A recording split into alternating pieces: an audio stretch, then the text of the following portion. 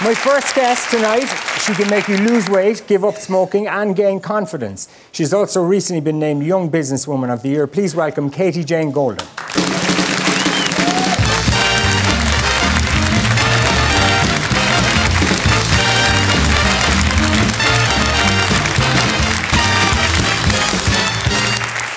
How are you? I'm good. How are you doing? I'm great, thanks. Good. So before we talk about you, maybe we talk about your dad, because Goldin is an unusual name and people will be thinking you are Paul Goldin's daughter. Yeah. For people who don't remember, obviously he was a big star when I was growing up. Just explain who he was. My dad was an amazing man. He really, really was. He was a huge sensation all over the world. He toured America, China, India, and then he came back to Ireland and became one of Ireland's household names, made his name as one of the world's greatest hypnotists. Yeah. Yeah.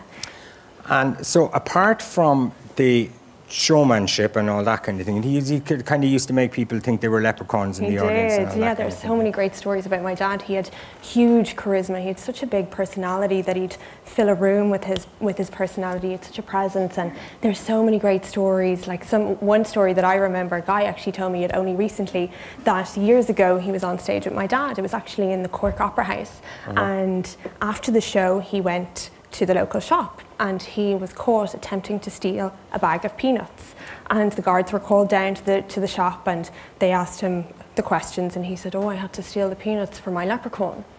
And the police were like, "Your leprechaun? By any chance were you at Paul Goldin's show?" And coincidentally the police had also been, or the guards had also been to my dad's show that same week. Luckily. Yeah. So they let him away with it, but they said that absolutely no way was he ever to get on stage with Paul Goldin ever again. Did your dad forgot to unleprechaun that guy before he sent him out to the streets? He was a bit of a messer, so he kind of used to finish his show that way. He'd leave the odd thing hanging. Leave the odd thing hanging, see what happened. But there was a serious side to him as well, because he got into hypnosis when he was studying psychology, and he ran a clinic, and he'd help people basically give up cigarettes and lose weight and all that kind of thing. So many different issues he would have dealt with in the clinic, and the clinic is 50 years in business this year because he had clinics all over the world, again in Las Vegas and Hawaii, and then he came back here and he set up the clinic in Ireland when he met my mom, and the clinic was actually in our house when I was growing up.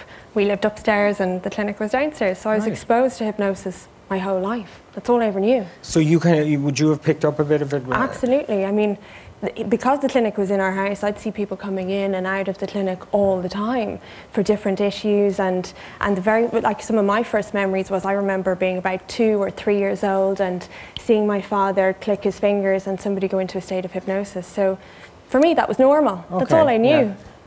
Right. Yeah. And then when did you start learning it yourself? I was picking it up all the time. My dad always used to talk about his clients over the dinner table and different techniques that he would teach us. And he didn't say anything about me, did he? Oh, well, just that one time. No, I'm joking. But the very first time I hypnotised somebody, I was only 8 years old.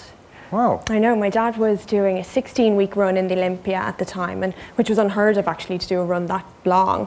And every night when he was working in Dublin, I'd get to go to the show, because when I was younger he was on tour a good bit, so when he was working here it was great to get to spend time with him and watch him in the show.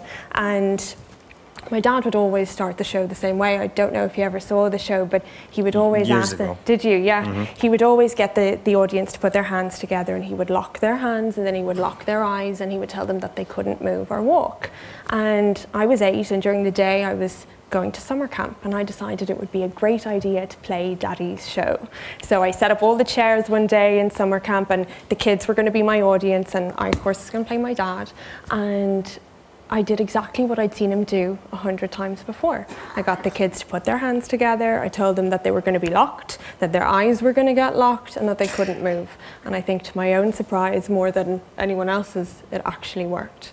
But the problem was, I didn't know what came next. I couldn't get them out of it. So there was panic, I was crying, the kids were crying, the teachers were going crazy. My dad came down to the school. He had to be called down in an emergency, and he sorted it all out. He relaxed all the kids, but that's when the rules started in our house. Yeah, it's kind of dangerous to know a little bit of hypnosis, I'd say. Yeah. So the rules were, I presume, Katie Jane is not allowed to hypnotise anyone. Well, the rules were no hypnotising in the house, because it's not fair on my mum. No hypnotising your school friends. I'd already done that, so I wasn't going to do that again. And definitely no hypnotising your teachers. Yeah, we had similar rules in my house. Did you? Roughly something like that. Give me an A as a teacher. So tell me then, so you took over the clinic then when you were just 24, yeah? 24, yeah. So did you learn techniques from your dad, or do you think that your dad kind of had a gift and that gift passed down to you? Or you know, I think in this life anybody can learn anything, I really do. However, for me, I saw hypnosis growing up all the time. I was exposed to it all the time, and I do think my dad had a gift or a natural talent, and I feel that I do too, I suppose, because it just comes naturally to me. Okay, but there's nothing, you don't think there's anything supernatural about it as such? Not necessarily, it's just something that I can do. Right. You know, it's funny, I can't even explain it. I can't explain how to do it, I just know. It's something I've just always known. Yeah, okay. Yeah. Come here, when did your dad die? He died in 2008. And now, the funny thing is, you've kind of been in contact with him since, is that right? Well, I mean, it was a very difficult time when he died. I was really close to my dad. I lived at home. I worked in the clinic every day since I was 16, part-time since I was 16. And it was very hard when he died because it was sudden, and he went into hospital, and 3 weeks later he was gone. And I found it very hard. So I contacted a medium. That's what I think what you're mentioning.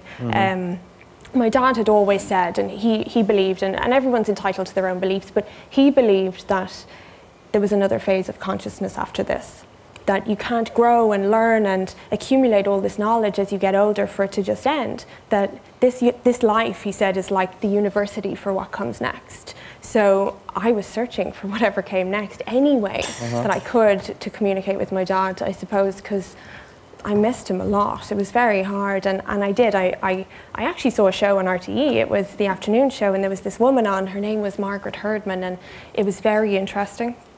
And after the show ended, I Googled her, and I found her number, and I called her, and I called her off a private number. So there was no way she could have known who we were, who the family was, my dad, anybody. Yeah. And she told me things. She told me things that she couldn't possibly have known.